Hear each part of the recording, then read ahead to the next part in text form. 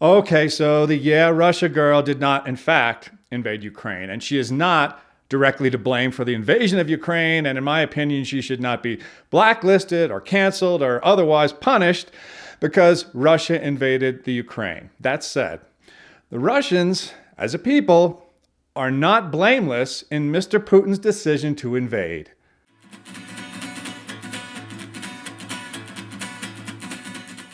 I mentioned in a previous segment that I visited Russia in the early 2000s, and as far as I can tell from watching the Yeah Russia girl, not much has changed.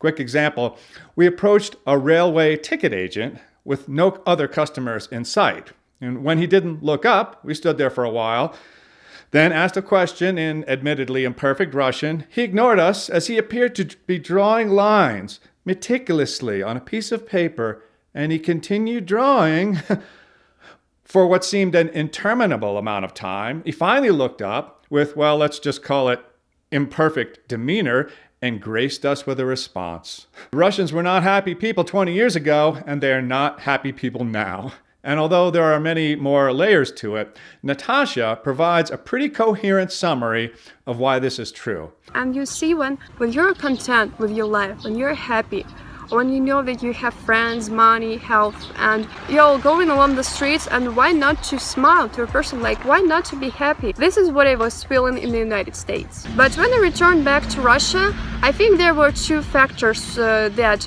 explain why I became the Russian again and stopped smiling so much. The first factor is that the atmosphere in general. Russian cities are really depressing. Yeah, and another thing why I stopped smiling, probably because I realized that I'm in Russia again and I have to be Russian here. But what I will never lose is my attitude to life. When I saw the United States, I saw how people should live. Incidentally, the Yeah Russia girl has sagely rebranded her channel as Natasha's Adventures. Good idea. The Russians seem to value strength above just about anything else. This is why the collapse of the Soviet Union was so humiliating for them. They did not realize that the path they were pursuing in order to gain strength was an evolutionary dead end, or that they were pursuing a strategy that is by now hundreds of years out of date. In the modern world, military strength is gained through freedom, not through the barrel of a gun.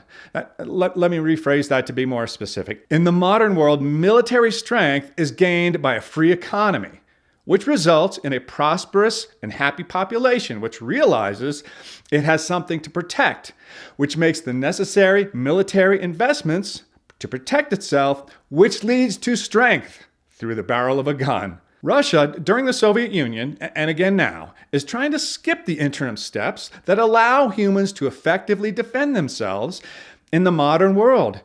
Hence, Mr. Putin's preposterously inept and ill-advised invasion of the formerly, nominally, free country of Ukraine. And no, I'm not making Ukraine out to be some kind of free market utopia. Clearly it's not. But there's a reason why Ukrainians and most of the other former Soviet bloc countries are moving away from Russia. And it's not the fault of the great Satan. Strength through free markets, you say? Well, how about China? Why is China a military power to be reckoned with? Simple.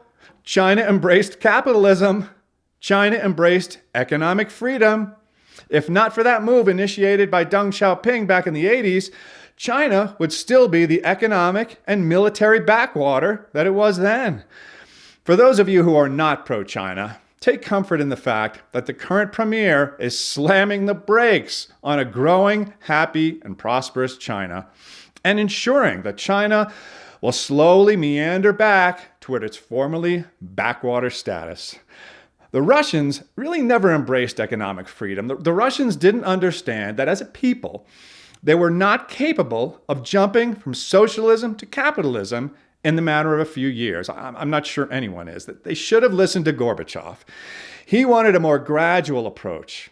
Instead, they did things like issuing stock vouchers to former peasants in an effort to make them part of the new Russian economy. The predictable result was these vouchers being quickly bought up by the smart people in Russia. I'm sorry, I'm not sure how else to put this. And a few Russians becoming insanely wealthy because of the bad decisions made by those further down the ladder. If they'd listened to Gorbachev, this would have been a multi-year, probably multi-decade process to transition the Russian economy, and maybe more importantly, the Russian psychology, from socialism to capitalism. It didn't happen.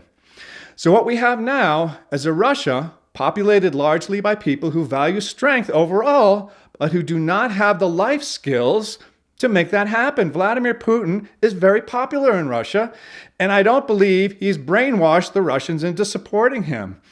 It's much more complicated than that. Russians as a people have an unbelievable amount of inner strength and ability to endure hardship. In Russia, we were amazed to see Russian women in stockings and high heels walking through Red Square in 10 below zero weather.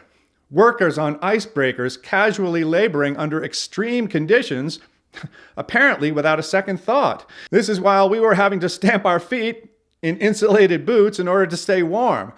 The Russians are tough, very tough, and that is something that we as spoiled Americans are losing very quickly. When the day comes that the Russian people stop trying to skip the interim steps that lead to power in the modern world, they're going to be a fierce competitor. More fierce, potentially, even than China, because the Russians are not followers by nature, and in my opinion and in my experience, most Chinese are. The Russians are capable of creating and innovating and leading, but they are, as of now, missing the software that will allow this to happen. Listen to this quote from Natasha. I'm not talking now about something bad things like the expense of medical care or racism or homeless people. I mean that there are so many good things in the United States that we can adopt in Russia. Now, Natasha's a nice girl, I'm sure. A college student, I think, around the time this segment was created, but no political genius. Let's take these points in reverse order. There are homeless people here simply because we don't arrest them. Racism charges from Russia? Okay.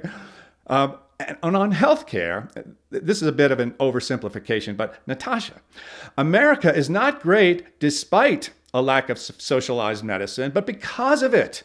The U.S. has the greatest medical care and medicine in the world because, shocker, we are incentivized to do so. Doctors and inventors of medicine can get rich in the United States. Shocker, doctors in medicine are better here. And shocker, the poor are better off here, including their health care, than in the majority of the world. In Russia, it will not take a huge cultural transformation to move from oppression to freedom. Among their many other positive qualities, the Russians are strong. They are, in my opinion, just one election cycle away from making the great leap from the illusion of strength through ineffective aggression to the reality of strength through economic freedom. A strong, free Russia is a prosperous and happy Russia with something to protect, something to pursue other than illusions of prior glory. In other words, a much less dangerous Russia. In this, we should all wish them well.